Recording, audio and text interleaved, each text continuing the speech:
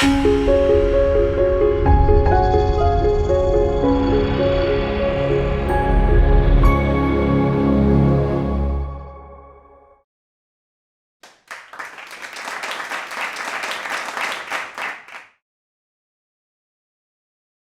महाराज जी। मैं नमस्कार। हमारा जो वेद विश्व दिग्दर्शन, ये जो वेद पर परिचयात्मक श्रृंखला है, इसमें मैं आपका पुनः स्वागत करता हूँ, पुनः आपको सादर प्रणाम करता हूँ। आज का हमारे चौथे भाग में हम इस बात पर केंद्रित रहेगा, इस विषय पर केंद्रित रहेगी हमारी ये चर्चा, वेद का जो वेदार्थ है उसका किस प्रकार और उसका उपबंधन होता है, किस प्रकार उसका विस्तार जो हमारे इतिहास, पुराण और स्मृति ग्रंथ हैं उनमें किस प्रकार वो विस्तार को प्राप्त होता है, इस विषय पर आज हमारी केंद्रित रहेगी। तो शुरुआत करते हैं पहले प्रश्न से। महाराज जी, एक और बात है कि हमारी जो परंपरा है उसमें ऐसा माना जाता है कि कोई भी परवर्ती ग्रंथ या शिक्षा या दर्शन वो वेद विरुद्ध नहीं होना चाहिए, वो वेद की भावना के विरुद्ध नहीं होना चाहिए। तो क्या आज के समय में जब वेद के हमारे अन्य और भी संप्रदाय हैं, तो क्या ऐसा मानना उचित है हमारी परंपरा?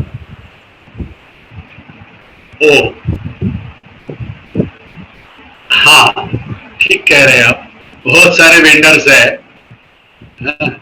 और सब वेंडर्स का अपने अपने ब्रांड को मार्केटिंग करने के लिए उन्होंने अलग अलग मापदंड का प्रयोग किया है। भारतीय परिप्रेक्ष्य में बहुत वर्ष पहले ही, लगभग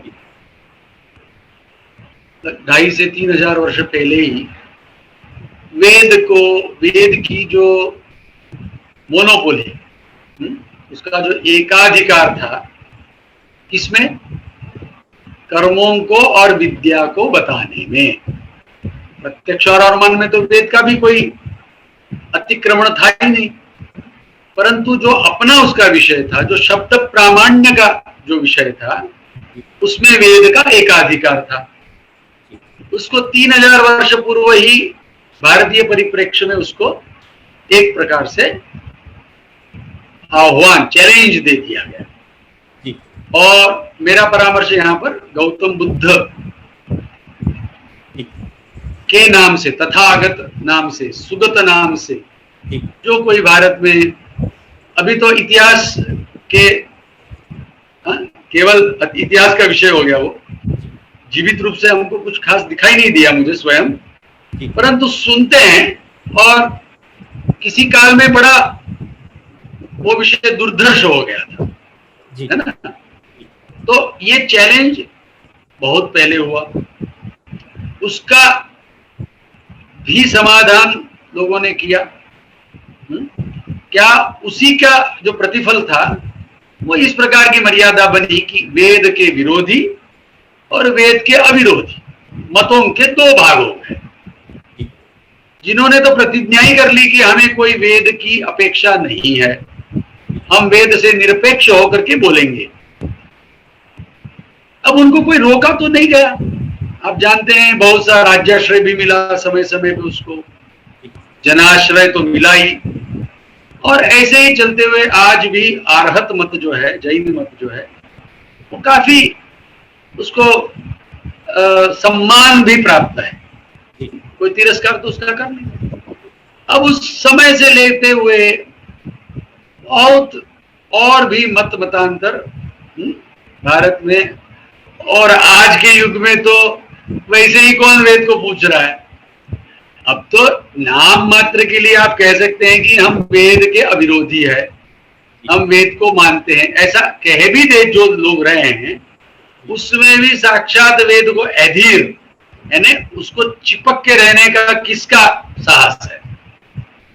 हम तो इसलिए ये प्रश्न तो स्वयं उत्तरित है, यानी समय ने ही इसका उत्तर तो दे दिया कि वेद की कोई मोनोपोली तो इसमें रहेगी नहीं। अब इसी के साथ साथ मैंने आपको उस प्रथम अपना जो वक्त भाग था, उसमें हमने एक विषय उसमें उठाया था कि वर्तमान जो वेद है ना, जो शाखाओं में निबद्ध है, वो एक कृष्णद्वैपायन और उनके शिष्य प्रशिष्यों के परंपरा में है, इसमें कोई विवाद नहीं है। और ये भी सहज ही हम इसका अनुमान कर सकते हैं कि उस समय में भारतवर्ष में कोई एक ही विद्वान थे क्या? विद्वान तो बहुत सारे रहे होंगे ना। वेद व्यास जी के कॉन्टेम्पररी समकालिक और भी बहुत विद्वान रहे होंगे। बहुत सारे जनपद उस समय में भारत में बहुत सारी लोक संख्या है, उसमें कृष्णद्वैपायन जी के समतुल्य बहुत सारे वेदाचार्य भी रहे होंगे। कोई वेदाध्ययन से शून्य तो नहीं हो गई थी ना पृथ्वी, तो पर उनकी जो परंपराएं रही वो आज हमें दृग्गोचर नहीं हो रही, ये तो मानना ही पड़ेगा। इससे अतिरिक्त और भी अब हमको ज्ञातव्य है कि केवल वैदिकों का ही अर्थात वेद को मानने वाला ही समाज इस पृथ्वी पे था, ऐसा मानने का भी कोई कारण नहीं दिखाई दे रहा। क्योंकि यदि ऐतिहासिक दृष्टि से जब हम ये मान लेते हैं कि वेदों का प्रवचन 2000 बीसी के आसपास हुआ, एक 400, 500, 1000 वर्ष आगे पीछे मान लेते हैं, फिर भी वो भी तो एक घटना विशेष है ना। तो उसी घटना विशेष के समय में और भी लोग रहे होंगे, इजिप्त में भी थे, सुमेर में भी थे, चीन में भी रहे होंगे, तो उनके भी तो अपने अपने प्रक्रिया, देवता को तुष्ट करने की प्रक्रिया है, वो भी कर रहे थे। उनके भी अपने कुछ सिद्धांत रहे होंगे जो आज हमें ऐसा कोई साक्षात विवरण उनका नहीं मिलता, परंतु फिर भी हम देख ही रहे हैं कि मिस्र में क्या कर रहे थे वो प्रेत, जो उनके जो मृत उनके जो राजा वगैरह थे, उनके शरीरों को कुछ मसाला भर करके सुरक्षित रखने का प्रयास किया गया था। और छांदोग्य उपनिषद में ये जो बात कही गई है, जिसमें इंद्र विरोचन प्रजापति के पास जाते हैं, है ना, और विरोचन तो वापिस चला जाता है 32 वर्ष ब्रह्मचर्य करके। जब प्रजापति उसको उपदेश करते हैं कि अपने आप को देखो, इस कटोरे में पानी है, उसमें देखो कैसे लग रहा है, अब अपने आप को अलंकृत करके देखो कैसे लग रहा है। जो दिख रहा है वो आत्मा है, वो अजर है, अमर है, अमृत है। अब वो उस देह को ही आत्मा समझ करके विरोचन तो चला गया और उसने जाकर के अपने प्रजा को ये उपदेश दिया कि इसी आत्मा को एनम आत्मानम एवं महय्य, इसी की महिमा है, इसी को आप अलंकृत करिए, इसी को पुष्ट करिए। तो ये जो देह पुष्ट करने वाले, देह को ही आत्मा समझने वाले मत का परामर्श करते हुए वेद में ये बात कही गई। और उसमें ये कहा गया कि प्रेतस्य भिक्षया सुवसनेन अलम कुर्वाणः, है ना, ऐसा उसमें परामर्श है, जिससे कि हम सीधे सीधे देख सकते हैं कि ये जो गाड़ करके कॉफिन में रख करके गाड़ करके उसको अच्छी चीजें उसके साथ रख दे रहे हैं, है ना, खाने पीने की, ओढ़ने की, सारी जो कि एक जीवित मनुष्य को जो काम आती है, ऐसी बहुत सारी सामग्री भी आप उसमें रख दे रहे हैं। यही आपके मन में है कि यही देह से आप वापिस उत्पन्न होंगे। अब आप देखेंगे उस इजिप्ट से लेकर के, उस सुमेर से लेकर के आज भी अब्राहमिक जो भी मत है, सब में यही मान्यता है कि इसी देह से वापिस उत्पन्न होना पड़ेगा। ये देह ही आत्मा है। तो ये मतांतर वेद में साक्षात उसका परामर्श है, हम क्या कह देंगे कि उसका कोई स्थान ही नहीं है। तो इस प्रकार के मत जो है, अर्थात मनुष्यों में विविधता रहेगी, मनुष्यों में जो बौद्धिक स्तर है, उसकी आकांक्षाओं का स्तर है, ये भी भिन्न भिन्न रहेगा। सबकी तृप्ति उस वेद के मत से तब भी नहीं हो रही थी, तो आज तो होने की बात ही क्या है ना। तो रुचि वैचित्र्या रुज कुटिल नाना पथजुषाम, जैसे वो महिम्न स्तोत्रकार ने कहा, त्रयी सांख्य योग पशुपति मतम वैष्णवमिति विभिन्ने प्रस्थाने परमिदमद पथ्यमिति च रुचीनाम वैचित्र्या, है ना। ये रुचि वैचित्र्य दुर्वार है, तो इसीलिए ऐसा आग्रह हम क्या कर सकते हैं कि वेद का ही पहले अद्वितीय स्थान था, आज भी है, और उसको जो नहीं मानते फिर उनकी कोई गति बताए। परंतु हितैषी क्या करेगा? जैसे मैं किसी का हित चाह रहा हूं, अब कोई उत्पथगामी है, गड्ढे में जाके गिर रहा है, तो करुणा तो मैं करूंगा ना, कहने का तो प्रयास करूंगा कि भैया ऐसा मत करो, क्यों जाकर के गड्ढे में गिर रहे हो। अब वो नहीं मानेगा तो कोई जबरदस्ती उसको हम नहीं रोक पाएंगे, वो एक अलग विषय है। तो मेरी बात, मेरा हृदय आप समझ रहे हैं, मेरा इंगित भी समझ रहे हैं कि यदि कोई मानते ही नहीं तो उसका तो हम क्या कर सकते हैं। परंतु ये एक जो वेद और वेदोक्त सिद्धांत है ना, वेद में प्रतिपादित जो सिद्धांत है, साक्षात वेद यानी वो तो वेद शब्द भी हो जाते हैं। तो मान लो कि वेद की शब्द किसी को संग्राह्य नहीं है, वो उसको साक्षात अध्ययन नहीं करने का अधिकारी है, तो कोई बात नहीं, उसके प्रतिपादित जो अर्थ है उसको फिर भी वो हृदय में धारण करके उससे लाभान्वित हो सकता है। ये एक मार्ग जो उत्तर वैदिक आचार्यों ने इसका बहुत सा अवलंब किया हुआ हमको दिखाई दे रहा है। वो शिष्ट आदृत पंथा है, तो उसी को हम कहते हैं वेद अविरुद्ध स्मृतियां। ठीक है, तो वेद अविरुद्ध स्मृतियां एक पक्ष हो गया, वेद विरुद्ध जो होंगे उनका परामर्श हम करके क्या फायदा है, क्या लाभ है हमें उसका। हाँ, फिर भी मीमांसाकारों की परिपाटी को यदि देखे तो उन्होंने उनका भी समावेश, उनका भी परामर्श किया, समाधान किया कि उस विषय वैसा मानने पर क्या दोष प्राप्त होता है, उसका भी उन्होंने हमें दिग्दर्शन कराया। तो आज के युग में भी बहुत सारे जो मतमतांतर है, उस मीमांसा शैली में उन सबका समाधान भी किया जा सकता है। तो आपके प्रश्न का मैंने इस संक्षेप से फिर विस्तार से बताया।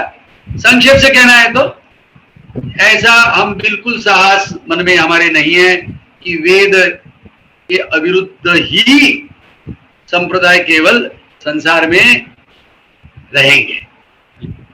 हम ऐसा मानते हैं कि अनादिकाल से ही वेद को न मानने वाले भी मनुष्य रूप से विचरते रहे। हित चाहते हुए हम तो सबको यही कहेंगे कि आप ऐसा न करें, आप वेद का ये जो छत्र है, वेद रूपी जो पथ प्रदर्शक है, इसका आश्रय आप करिए, साक्षात करिए, परंपराया करिए, डायरेक्टली करिए, इनडायरेक्टली करिए, पर करिए जरूर। जी, तो महाराज जी जैसे आपने कहा कि जो वेद का जो छत्र है उसके आश्रय में सब रहें, तो एक हमारे यहाँ पे अवधारणा है हमारी परंपरा में पंचम वेद की, या अथवा जो इतिहास पुराण जो कहते हैं, तो इन इतिहास पुराणों में और वेदों में क्या संबंध है? ऐसा कहा जाता है कि इतिहास पुराणाभ्याम वेदम समुद्र ब्रह्मवेद, तो यहाँ पे ये समुद्र ब्रह्मंड का क्या अर्थ है, वेदार्थ को किस तरह से इनमें विस्तार प्राप्त होता है, इस पर आप। इतिहास पुराणाभ्याम वेदम समुपब्रूमहेत, यानी वेदों में जो आकांक्षा रह जाती है, जो वेद समझने में जो अवकाश रिक्तता रह जाती है, उसकी पूर्ति को इतिहास पुराण से करना चाहिए। समुपब्रूमण का अर्थ ब्रूमण नहीं है, उपब्रूमण है। उपब्रूमण और ब्रूमण में ब्रूमण का अर्थ होगा वेद की बाउंड्रीज को एक्सटेंड करना, वेद में जो अपरिगृहित है उसका परिग्रह करना, और उपब्रूमण का अर्थ होगा वेद का ही प्रवचन चूंकि सीमित अक्षरों में हुआ है तो उससे सर्वकाल में उस अर्थ का सहसा अवधारण करना संभव नहीं है। वेद को सहज, पिछली बार एक आधे वक्तव्य हमारे ये बात आई थी कि जब वेद की भाषा ही लोक भाषा थी तब तो वेद का अर्थ सहसा समझ में आ जाता था। बाद में जब परिस्थिति बदल गई तो उसके लिए वेदांगों की रचना हुई। उसके भी बाद में वेदांगों से भी जब वेदार्थ प्रस्फुट नहीं होता, ऐसी बदली हुई परिस्थितियों में वेदार्थ के विशेषता उस उपयोगी अंगों का, वेद में बहुत सारे विकल्प है, उस बहुत सारे विकल्प, देखो कर्मों में विकल्प होता है, तत्व में विकल्प नहीं होता, सिद्धांत में विकल्प नहीं होता, परंतु कर्मों में बहुत विकल्प होता है। आप ऐसा भी कर सकते हैं, वैसा भी कर सकते हैं, है ना। यज्ञों के कितने प्रकार है, अब सब यज्ञों के प्रकार एकदम तो नहीं किए जाते, अर्थात ही उसमें विकल्प है ना। एवं बहुविधा यज्ञा विदधा ब्रह्मणो मुखे, है ना, ऐसा गीता में साक्षात बताया, उन्होंने बहुत सारे यज्ञ भी वहां गिनाए हैं। तो चूंकि कर्म में स्वभावतः ही विकल्प है, तो जो सिद्धि अग्निहोत्री को, आहिताग्नि को अग्निहोत्रादि कर्म करने से होती है, वो अनाहिताग्नि को स्मार्त कर्म करने से भी होती है। और अपने अपने स्वधर्म में स्थित होता हुआ प्रत्येक व्यक्ति कल्याण का भागी बनता है। ये वैदिक सिद्धांत है। इसी का विवरण करने के लिए इतिहास और पुराणों का प्रवचन किया गया है, प्रतिज्ञा की गई है ये इस प्रकार की। तो वेदार्थ को समझना, वेद में प्रतिपादित जो कर्म है उनके विकल्प में सत्य वदन, अहिंसा आदि का आश्रय करना, वेदोक्त, ध्यान देना, कपोल कल्पित नहीं, वेदोक्त जो जिनको सामान्य धर्म के रूप में यम में प्राय परिगणित कर लिया जाता है, अहिंसा, सत्य, अस्तेय, ब्रह्मचर्य, तो इस प्रकार के जो यमों में जो परिगणित है, नियमों में प्राय जो साक्षात वेदों में उक्त है उनका परिग्रह होता है। इसीलिए मनु ने आगे ये भी कहा है कि यमान सेवेत सततम न नियमान केवलान बुधा। अन्यत्र भी कहा है आचार प्रभवो धर्म, है ना, आचार प्रभवो धर्म। वेद के कर्मों का अधिकार बिना आचार के आता नहीं। आचार को कहां से अध्ययन करेंगे? वो पूर्वजों के चरित्र जब तक हम सुनेंगे नहीं तब तक हमें आचार नहीं पता चल रहा है। जब तो सर्वत्र आचार था, एक रूप से व्यापक था, तब तो इन ग्रंथों के बिना भी आचार समझ में आ रहा था। परंतु परिस्थिति जब और विपरीत हो गई, वेद विपरीत आचरण, पाखंड का आश्रय बहुत सारे संप्रदायों के माध्यम से जब होने लगा, तो सज्जनों को सदाचार जानने के लिए भी आख्यानों के माध्यम से पूर्व के राजर्षि, पूर्व के ब्रह्मर्षि, उनका चरित्र सुन करके, आदर्श प्रस्तुत करके जीवन में आचार जो है सुचारू रूप से स्थापित करने के लिए इतिहास पुराण समूह के रूप में प्रस्तुत हुए। क्वचित ऐसा भी है कि वेद का एखादा दुरूह विषय, वेद में बहुत सारे आख्यान भी आते हैं, वो उसी को इतिहास पुराण में भी लिया गया है। जैसे मान लो मत्स्यावतार है, मत्स्यावतार की बड़ी बहुत सारी पुराण में हम विस्तार से उस आख्यान को सुनते हैं। अब इसमें ध्यान है कि ये आख्यान वेद में साक्षात पाया जाता है ना। इसी प्रकार से कूर्म, इसी प्रकार से वराह, और नृसिंह का साक्षात ऐसा नहीं मुझे कभी विद्यमान सर्व शाखाओं में नृसिंह का कोई परामर्श नहीं दिखता, परंतु मत्स्य, कूर्म, वराह और जिसको परशुराम के वामन शब्द भी वेद में कई बार आया है। तो ऐसे ये शब्द तो आ रहे हैं वेद में, और कभी कभी बहुत साम्य वाला आख्यान वहां दिखाई देता है, कभी भिन्न भी दिखाई देता है। तो हम ये भी कह सकते हैं कि इन्हीं आख्यानों का विस्तार भी किया गया पुराणों में, ठीक है। तो कथित आख्यानों का विस्तार, आचार का प्रदर्शन, और बदलती परिस्थितियों में कभी कभी जो वेदोक्त जो कर्म थे, जिसमें बहुत सारे द्रव्य आदि का उसमें आश्रय करना पड़ता है। जो यज्ञ होते हैं वो द्रव्य यज्ञ होते हैं, बहुत सारे उसमें द्रव्य चाहिए। जैसे सोमयाग करना है तो सोमलता चाहिए, मान लो आपके पास सोमलता ही उपलब्ध नहीं है है ना, आपके पास उस मंत्र भी उपलब्ध नहीं है, आपके राजा जो है वो वर्णाश्रम को मानने वाला नहीं है, ऐसी सरस्वती नदी ही नहीं है, तो बहुत सारे कर्म तो ऐसे ही आपको अब जो है वो कैसे हो गए, उनको अनुष्ठान लक्षण अनुष्ठान लक्षण, यानी वो अनुष्ठेय नहीं रहे, कर्म है, कालांतर में जब वैसी परिस्थिति फिर उत्पन्न होगी तो फिर वो कर्म किए जाएंगे, पर आज नहीं किए जाते। वस्तुतः आप शंकराचार्य के ग्रंथ में भी ये परामर्श आता है कि वो अपने समय में कह रहे हैं कि चूंकि चक्रवर्ती राजा नहीं है इसीलिए राजसूय अब अनुष्ठेय है, परंतु सदा नहीं रहा होगा, ऐसा वो जगत वैचित्र्यात् ऐसा करके उन्होंने उसका व्याख्यान किया है देवताधिकरण में। तो इस प्रकार से इतिहास पुराणाभ्याम समुपब्रूमणम, इस पद को मैंने, मेरी जो समझ है उसमें मैंने ध्यान आपका इस बात से दिलवाया कि ब्रूमण अपेक्षित नहीं है, आप वेद की मर्यादा का अतिक्रमण नहीं करेंगे। ये नहीं आप सोच रहे हैं कि वेद में उसका उपाय नहीं था इसलिए अब आप नई कल्पना कर लेंगे, इसलिए नई देवता नहीं बनाना, नए कर्म नहीं बनाना, ये मर्यादा का उल्लंघन माना जाएगा, ये अपराध हो जाएगा।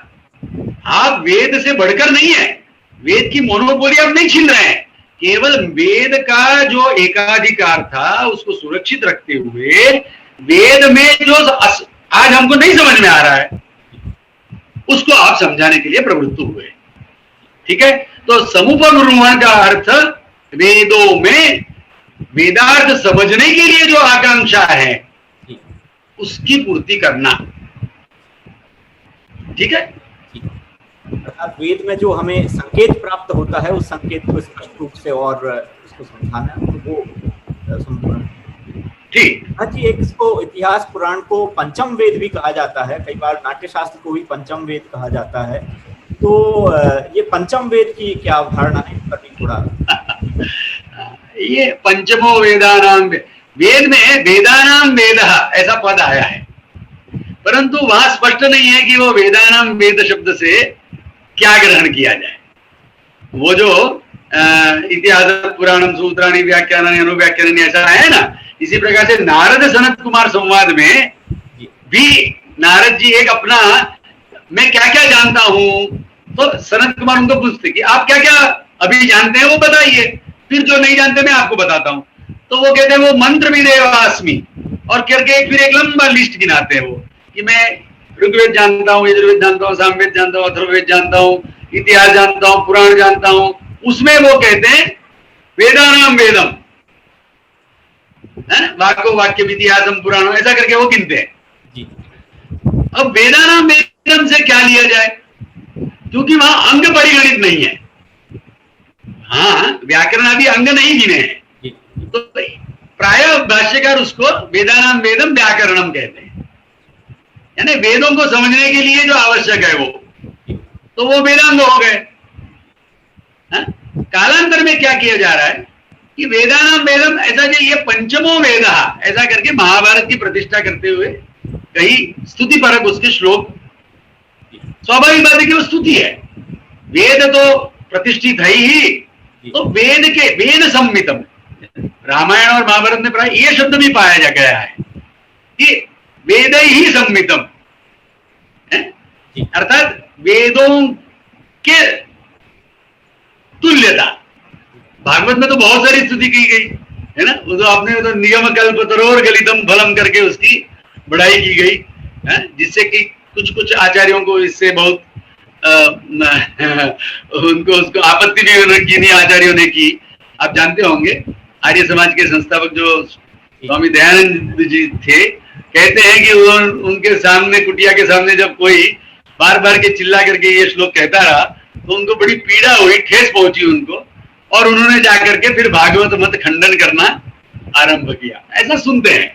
तो कहने का अभिप्राय यह है कि ये महाभारत, रामायण, भागवत आदि पुराण, इन सब को वेदवत पूज्यता भारत में प्राप्त हुई, इसमें कोई संदेह नहीं। और तो और आगे भारत में ऐसे बहुत सारे तंत्रों का भी विकास हुआ जो स्वयं को वेद अविरोधी कहते हैं, परंतु वेद से अतिरिक्त ही बातें कहते हैं, ऐसा हुआ है, ये निर्विवाद है। हाँ? परंतु अब प्रश्न ये है कि मैं व्यक्तिगत अपने, मेरा जो भी सामर्थ्य है, अल्पवा बहुवा, तो इतने वर्षों के परा अपना उसमें मैंने श्रम भी किया है, वेदों को समझने का भी श्रम किया, वेदों के अनुसार जीवन कैसा हो सकता है आज के काल में भी, इसके लिए भी कुछ प्रयोग किए। मैं तो स्वयं बहुत कालांतर में इस वेद के इसका परिचय और सन्निधि मुझे लाभ हुआ। बाल्यकाल से मुझे वो भाग्य नहीं था मेरा उतना, तो इसलिए मैं ये नहीं स्वयं प्रतिपादन करता कि मैं कोई बहुत स्वयं वेद का कोई एक आदर्श, ऐसा आदर्श तो मैं बिल्कुल अपने आप को नहीं मानता, परंतु यथाशक्ति मैंने ये प्रयास किया कि वेद को समझा जाए और ये देखा जाए कि क्या वेद में कोई ऐसा है जो कि आज कालबाह्य हो गया, इररिलेवेंट टू द टाइम हो गया। तो मैंने वो ये तो देख लिया है कि वेद में ऐसा कुछ भी नहीं। तो पुराणों में, इतिहास में मैंने जैसा कि आपको प्रतिपादन किया अभी कि पंचमो वेद, वेदानाम पंचमः, 4 वेद तो है ही, ये 5वां। इस अभिप्राय ये स्तुति मात्र मानना चाहिए, इसको कोई बहुत ऐसा जैसे अथर्ववेद चौथा है तो ये पंचमा ऐसा कोई अभिप्राय उसमें नहीं है ना, ऐसी कोई मर्यादा भी नहीं है। वो स्मृति है, वो कदापि श्रुति के परिमंडल में नहीं प्रवेश कर सकती। श्रुति में यह आवश्यक है कि वो नियत अनुपूर्विक होना चाहिए, उसका उपनयन पूर्वक ही अध्ययन हो सकता है। इस प्रकार के जो नियम है उसको फिर तो वो तो अनर्थक हो जाएगा, फिर तो महाभारत का मूल प्रवचन ही जो है वो निरर्थक हो जाएगा, क्योंकि उसमें तो उन्होंने कहा ही है क्या, स्त्री शूद्र द्विज बंधुनां त्रयीन श्रुति गोचरा, तो फिर तो कोई कहने का अर्थ नहीं। तो वेद तुल्यता है ना, जिनका साक्षात वेद से अर्थ ग्रहण का सामर्थ्य नहीं है, अधिकार नहीं है, उनका भी कल्याण हो, ऐसा सामर्थ्य इस ग्रंथ में है। इसीलिए वो वेदों के सदृश पंचमहा ऐसा कह सकते हैं, है ना। इतने यहां तक तो मानने में कोई किसी को आपत्ति होनी ही नहीं चाहिए, शिष्ट परिगृहित ग्रंथ है वो। महाराज जी, आपने श्रुति स्मृति की चर्चा की कि श्रुति की जो परिधि मंडल है वो, उसमें श्रुति का जो अध्ययन है वो उपनयन पूर्वक ही होता है।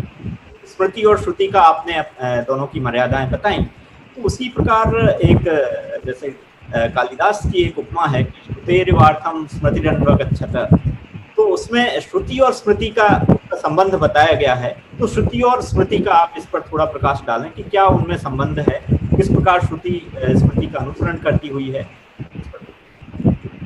ये प्रश्न अभी हमने पिछली बार जब जैसे वर्णन किया कि वेदानुकूल श्रुतियां स्मृतियां और वेद विरुद्ध स्मृतियां, ऐसा भी प्रयोग किया गया। यानी स्मृति शब्द मात्र से केवल जो मनवादी स्मृति है उन्हीं का ग्रहण किया जा सकता है, ऐसा नहीं रहा। तो काला ये जो बौद्धादि ग्रंथ थे ना, इनको भी स्मृति मान लिया गया है। मीमांसाकार ऐसा प्रयोग करते हैं, तमो मूलाच या काश्च स्मृतया। यहां तक कि ये जो सांख्य योग का मत था, जो वर्तमान में अब उसका पृथक ऐसा कोई अस्तित्व नहीं रहा, संप्रदाय विशेष रूप से उसका कोई प्रचलन नहीं दिखाई देता, जैसा कि वैष्णव शैव अभी भी दिखते हैं थोड़े थोड़े, ऐसा अब हमको आप कभी भी भारत में जाकर के देखेंगे तो कोई आपको सांख्य या योग ऐसा दिखता है? नहीं दिखता। परंतु महाभारत इस विषय में ऐतिहासिक प्रमाण है। भारतवर्ष में वेद के प्रवचन के उत्तर में, वेद के प्रवचन के बाद सहस्रावधि काल जो है वो, मतलब नेक्स्ट मिलेनिया, सांख्य योग से प्रभावित था। इसीलिए वहां त्रयी सांख्य योग ऐसा करके उसका परिगणन किया। तो सांख्य योग ये सर्वप्रथम स्मृतियां हैं। अब उसमें कुछ अंश ऐसा आ गया जो श्रुति का अनुगमन नहीं करता। जैसे सांख्य में सत्वरजस तमात्मिका जो प्रकृति है उसका स्वातंत्र्येण अनादि अस्तित्व मान लिया। अब इस मत का मीमांसा में इसका बहुत ही बलपूर्वक इसका समाधान किया कि इससे वेद के सिद्धांत की हानि हो जाएगी। वेद में जो निमित्त और उपादान कारण ब्रह्म ही होना चाहिए, उसके बदले आप उपादान कारण प्रकृति को मानेंगे, निमित्त कारण ब्रह्म को मानेंगे, तो ऐसा नहीं हो सकता। ठीक है ना। तो इसका उन्होंने बहुत जिसको कहते हैं कालांतर में आप देखेंगे कि चूंकि गीता में सांख्य योग का परिग्रह किया गया है ना, तो इस अंश में आप देखेंगे तो गीता भी मीमांसा के फिर विरुद्ध हो जाएगी, है ना। ऐसा है ही, ऐसा है। उन्होंने उसको शिष्ट परिग्रह होने पर भी सांख्य मत जो है वो वेद के जिस अंश में विरुद्ध है उस अंश में त्याज्य है, ऐसा ही निर्णय किया है। योग का परिग्रह उसमें जो बताई हुई जो प्रक्रिया है मन के समाधान की वो मान्य है, परंतु यदि सिद्धांत रूप में आप पंचविंशः पुरुषः, प्रकृति विकृति और षड्विंशः पुरुष विशेषः ईश्वर ऐसा सब कहेंगे तो वो वेद विरुद्ध है, उस अंश में वो त्याज्य था, है ना। तो इसीलिए ये परिपाटी है कि जहां जहां श्रुति का अनुगमन स्मृति ठीक ठीक नहीं करती, थोड़ा सा भी इधर उधर विचलित हो जाती है, मनुष्य मति प्रभाव, मनुष्य के मति से प्रभावित होने के कारण ही उसमें इस प्रकार का अतिक्रमण देखा जाता है। क्रिएटिविटी है। आचार्य अपने अपने समय में जिस किसी अभिप्राय से जब अपने मतों का प्रवचन करते हैं तो उसमें यदि कुछ भी श्रुति के विरुद्ध, ध्यान देना, श्रुति में जहां विकल्प था उसमें से आप कुछ परिग्रह कर सकते हैं, कुछ रिक्तता थी उसकी आप पूर्ति कर सकते हैं। श्रुति में सत्य अहिंसा आदि का जो जितना आप महत्व बताना चाहिए था वो हमको नहीं प्रतीत हो रहा है, तो महाभारत में आप खूब बहुत उसकी अतिशयोक्ति कर करके भी उसको बता रहे हैं, है ना। जैसे पतिव्रता के धर्म का भी बहुत बड़ाई की है, स्वधर्म की बड़ाई करने के लिए महाभारत में कितने आख्यान है। तो ये ठीक है, ये श्रुति अनुगच्छति, श्रुति अनुगच्छति स्मृति तब तक ठीक है, और जब वो अतिक्रमण करती है तो उतने अंश में उसका त्यागना उचित है, ऐसा आचार्यों का हमको पूर्व में ही उन्होंने ये संकेत कर रखा है। उसी के आधार पे आज भी तो ये आवश्यक है। भारतीय परंपरा में यदि हम देखिए, ये तो बात है, यदि हम वेद में विश्वास कर रहे हैं तो फिर तो विश्वास तो पूरा ही करना चाहिए ना। ऐसा लॉयल्टी तो फिर जिसको लॉयल्टी कहते हैं वो तो पूरा है। जब आप किसी के ऊपर आश्रय करते हैं तो पूरा ही तो आश्रय करेंगे, आधा कच्चा तो आश्रय नहीं करेंगे। फाउंडेशन जब आप वो आपका फाउंडेशन है तो उसी के ऊपर आप मकान बनाएंगे ना। इधर उधर पांव रखेंगे तब तो फिर द्वैध हो जाएगा, उससे कोई खास लाभ वस्तुतः ऐसा नहीं करना चाहिए। जिसका भी हम प्रामाण्य स्वीकार कर रहे हैं फिर उस प्रामाण्य को हमको उसके प्रति पूरा ही समर्पित होना, तभी हम पूरे लाभान्वित उससे हो सकेंगे। तो मेरी तो राय, मेरा तो सबको पर ये मतलब जो भी जो श्रोतागण जो भी इससे हमारे वक्तव्य से कुछ अपना लाभ उठा रहे हैं, हम अवश्य ऐसा कहेंगे कि स्मृतियों के अनुकरण में इस बात को वो भी अपना ध्यान दें कि जहां तक वो श्रुति के अनुकूल ही है तभी तक उसका अनुसरण करें। ऐसा मैं अवश्य कहूंगा, ऐसा ही मर्यादा है। महाराज जी, जैसे स्मृति के किसी सिद्धांत का उसका किसी अंश का यदि वेद से उसका कहीं पे विरोध होता है तो उसमें वो पूरा अंश कहा त्याज्य है, अथवा या ऐसा हो कि उसका जो मूल सिद्धांत है जिसका वो अंश है उससे वेद का किसी सिद्धांत की ही हानि होती है, तो फिर वो उसका पूरा वो सिद्धांत तक भी उसका परिहार करना आवश्यक हो जाता है। ये आपका प्रश्न बहुत गंभीर है और इसका वस्तुतः उसका समाधान पर्टिकुलरली करना पड़ेगा, स्पेसिफिकली करना चाहिए। तो जनरलाइज उसका क्या, जनरलाइज तो हमने बता ही दिया कि जहां जहां विरुद्ध अंश है वो तो त्याज्य है। अब विरोध का उसका जो आप कह रहे हैं कि निदान करें कि वो विरोध आपातता किसी अंश मात्र में है कि मूल में ही घात है, आप ये कह रहे हैं। भाई मूल में ही विरोध हो तो फिर तो सर्वथा त्याज्य हो जाएगा। वो कितना भी कह रहा हो कि मैं वेद के अनुकूल ही हूं, खुद ऐसा कह भी रहा हो, फिर भी यदि वास्तव में वो वेद के विरुद्ध ही है तो वो सर्वथा ही त्याज्य हो जाएगा, ऐसा आप कह रहे हैं। हाँ, ये बात आप जो कह रहे हैं ये ऐसा मन में आता ही है विचार कि जब ऐसा, और भी आचार्यों ने कहा है कि विष संदिग्धम अन्नम, जैसे अन्न है मान लो विष संदिग्ध हो गया तो अब उसका तो सर्वथा ही त्याज्य है ना। आपके थाली में मान लो कोई अंश में अपने को लग रहा है कि भैया इसमें विष है तो पूरी थाली छोड़ देंगे हम, क्यों? फिर ऐसा करेंगे हम यदि थाली छोड़ करके भी हम जी जाएंगे। मान लो ऐसा लगे कि थाली छोड़ करके जिया ही नहीं जा सकता, इतना ही अन्न है, जितना ही थाली में उतना ही अन्न है, तो अब क्या करेंगे? ऐसा किसी को लग रहा हो कि भैया इसके छोड़े बिना नहीं जिया जा सकता, तब तो वो प्रयत्न करेगा ना कि भाई जितने अंश में फिर अन्न प्रतिकूल है उतना ही छोड़ दें, है ना। ककड़ी में, खीरे में भी कभी हो जाता है कि ककड़ी कड़वी होती है तो भैया यहाँ से काट के देख लो कहीं उधर का हिस्सा तो ठीक ना हो तो उधर का हिस्सा खा लिया जाए, उधर जहाँ कड़वा है वहां छोड़ दिया जाए, है ना। ऐसा करते हैं ना हम, तो ऐसा करते हैं और ये लौकिक न्याय का अनुकरण है। तो अब ये जिस व्यक्ति को अपने अपने, देखिए ऐसा है, इसमें मैं इसमें सलाह करूंगा कि जैसे जो अपना जन्म हुआ है वो ईश्वरकृत मानते हैं, है ना। जन्म को ईश्वरकृत मानते, कोई व्यक्ति ऐसा साहस तो नहीं करेगा कि भैया मैंने अपने आप ही जन्म प्राप्त कर लिया, ऐसा तो नहीं हो सकता। अब ईश्वर की परिभाषा आप कैसे भी करें, उसको प्रकृति माने, नियति माने, भाग्य माने, एक्सीडेंट माने, है ना, वो कैसे नहीं मानिए, परंतु आपने स्वयं तो नहीं किया, वो इतना तो निश्चित है। तो ये जो जन्म होता है ना, ये बड़ा, मतलब मैं तो ऐसा मानता हूं कि ये एक बड़ा इंडिकेटर है। जिसका जहां जैसा जन्म हुआ है ना, वो उसके अपने गहरे संस्कारों का, उसके कर्मों का वो एक द्योतन है।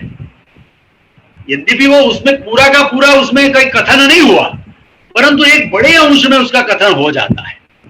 तो उस व्यक्ति को उसको सर्वथा उपेक्षा करके अपना मार्ग नहीं ढूंढना चाहिए, अपने जन्म के सापेक्ष में ही ढूंढना चाहिए कि अब यहां से मुझे जो मेरी आकांक्षा है, जहां मैं जाना चाह रहा हूं, उसका जो है मार्ग प्रदर्शक कौन उसको श्रद्धेय लग रहा है। यदि उसको उस समय में वेद उसके दृग्गोचर हो जाता है तो मैं तो उसको यही कहूंगा कि भैया जब तुमको वेद दृग्गोचर हो ही रहे हैं, उसमें तुम्हारी श्रद्धा भी हो रही है, तो एक बार वेद को देख ही लो। हो सकता है वेद में ही सारी आकांक्षाएं की तृप्ति हो जाए आपकी, तो किसी और मत के अवलंब की आवश्यकता नहीं रहेगी। और फिर भी रहे तो अब वो तो इसीलिए मैंने कहा कि ये तो पर्टिकुलरली ही विचारणीय है, जनरलाइज फॉर्मूला इसका क्या बताया जाए, है ना। परंतु ये निश्चित है कि जो वेद के पक्षधर है, वेद का प्रामाण्य मानते हैं, अर्थात शब्द प्रामाण्य के रूप में यदि हम वेद को मानते हैं तो उसमें किसी अन्य को अवसर नहीं है, उसमें वेद का एकाधिकार है। केवल वेद के शब्द चूंकि सीमित है, इसीलिए वेद के शब्दों की रिक्तता की पूर्ति के लिए वेदाचार्यों के शिष्टों के वचनों को भी हम वेद के तुल्य, उसको स्मृति कहेंगे हम, और उससे हम अपना वेद को ही स्पष्टीकरण करने का प्रयास करेंगे। अर्थात श्रुति और स्मृति नाम का कोई भिन्न भिन्न धर्म नहीं होता। हम कहते हैं श्रुति स्मृति पुराणोक्त फल प्राप्त्यर्थम, उसका अर्थ इतना ही करना चाहिए कि एक तो कुछ साक्षात श्रुति में कहा हुआ, एक साक्षात श्रुति में नहीं प्रकट हो रहा है तो स्मृतियों में, पर इसका अर्थ ये कभी भी नहीं करना चाहिए कि श्रुति अतिरिक्त श्रुति भिन्न स्मृतियों में कोई धर्म का प्रतिपादन है, ऐसा नहीं मानना चाहिए। एक ही धर्म है और वो वेदोक्त है। धन्यवाद महाराज जी, बहुत बहुत आभार आपका। इस भाग में आपने हमें आशा है हमारे श्रोताओं को बहुत शंकाएं जो उनके प्रश्न होंगे उनका समाधान हुआ होगा, और बड़े ही जो सूक्ष्म विषय हैं कि स्तुति और स्मृति में जब किस प्रकार का विरोध हो या कहीं या अंशतः या आपातः कुछ आता है तो उसका भी आपने बड़ा अच्छा समाधान किया। आशा करते हैं हमारे श्रोता आपका पुनः बहुत बहुत आभार।